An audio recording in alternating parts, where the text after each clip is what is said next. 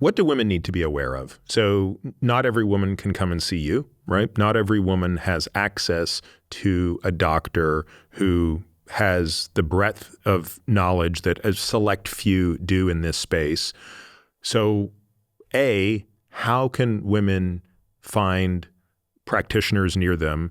And what do they need to be aware of? What are the exploitative practices out there that they need to be mindful of and not get duped into sort of either dangerous therapies or, just overly extractive therapies? There's danger on both sides. There's danger going to the doctor for 10 minutes and saying, oh, that's not safe. You don't want to do this, right? And there's dangers of going to the very expensive pellet clinic that is going to overdose you and charge you lots and lots of money. So I like being somewhere in the middle and getting a few opinions here, right? So this is where opinions can be following a bunch of people on Instagram. Don't just follow one people, follow a bunch of people. If you like books, there's tons of books now on menopause, right? What are some of your favorites? So, you've got Mary Claire Haver has the most popular book called The New Menopause. Yep. Heather Hirsch has a great book called Pick Your Menopause Type.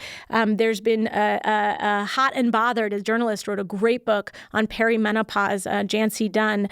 Tamsin Fadal just wrote a book about menopause, who's also a reporter. So you're getting Estrogen Matters is a great book, right? Yep. A really great book. So there's a lot of books now, thank goodness. There's one called The Menopause Manifesto. There's great books on menopause. There's also podcasts now. There's great podcasts out there. There's great, Oprah just did a special on, there's documentaries on PBS now. So menopause is having a movement. So you can't have this excuse anymore of, oh, my doctor doesn't do this. Go find a different doctor. There are telemedicine companies. And what's the website you referred to? Menopause.org is the Menopause Society website. That doesn't guarantee you have someone who knows everything, but menopause.org means somebody took a test and put some effort into saying, I care about menopause.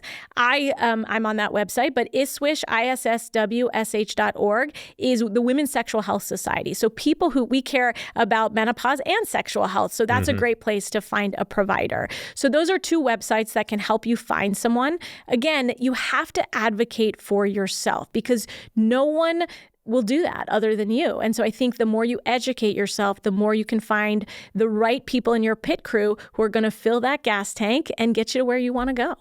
Do you feel that there are too many women that are still getting their hormone therapy in the sort of dark alley with sort of highly sus individuals? And if so, what would be a clue that you're in that camp? Because there's nobody that's in that camp that knows it, right? So I want a woman who's watching this who's not getting great medical care but thinks she is, to maybe get a bit of a hint as to what that might look like.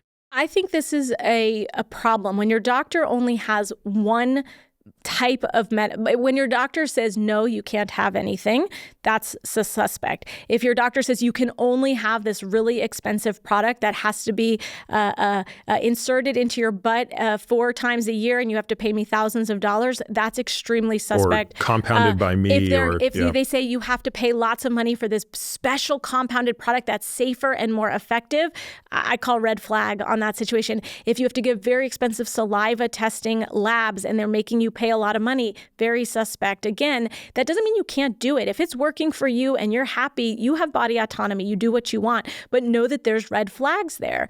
I think the pellet industry, I have a big problem. We have an FDA-approved pellet for men, okay? It can be FDA-approved. I'm not upset with a pellet as a concept. If the pellet companies cared about women, do the studies, go through the FDA, show me it's safe. If you believe it's billion-dollar industry, if you believe that it's the greatest thing in the world, show me so that I have that, so that I can start using it because the FDA is a pretty good compounding pharmacy. So do the work. I have my beef with the FDA. Hello, you need to take that box labeling off estrogen products, especially vaginal estrogen. But if the pellet companies deeply cared about women, which they say they do the work. That everyone takes advantage of women. All the supplement companies, all of these, they take advantage by promising these things to women, but they don't do the work of science. So that's what I ask is just do the work. I'm Peter Attia. This podcast relies exclusively on premium subscribers for support, which allows us to provide all our content without taking a single penny from advertisers. I believe this keeps my content honest, making it a trusted resource for listeners like you.